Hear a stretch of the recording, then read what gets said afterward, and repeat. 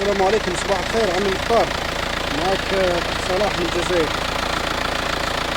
عمي مختار، عندي المحرك هذا امبريمات بي تي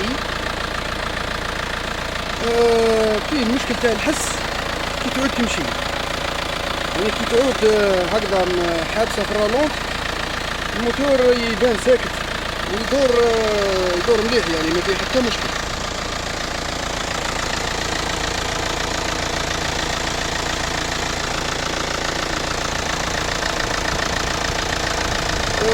المشكل عمي مختار وقع لي، صرالي ان ديكالاج في لاشين ديستريبيسيون، تعوجولي 6 لي سوباب.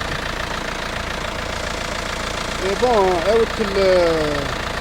عاود ديكولاسي طيحي تاكولاج، بدلت لي سوباب في 8، بدلت لي جيد سوباب عند التورنور، وبدلنا لي جوين جيد ثاني،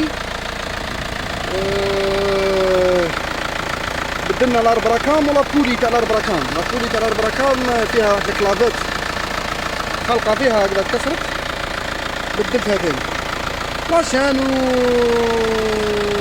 لي طوندور وهذوك الحوايج هذوك مفروغ. نهار اللي نوضت هكذا في الرالونتي يمشي نورمال، ميم تاكسيليري هكذا في الرالونتي لاباس، ما كاينش الحس القوي هذاك.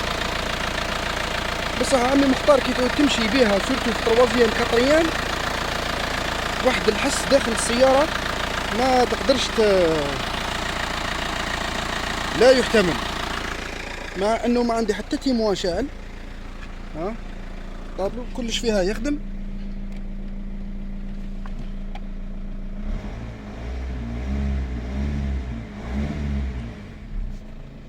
المهم عندي واحد الحس خشين هكذا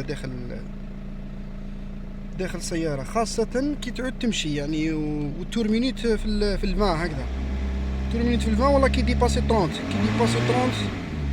ثاني حس عظيم.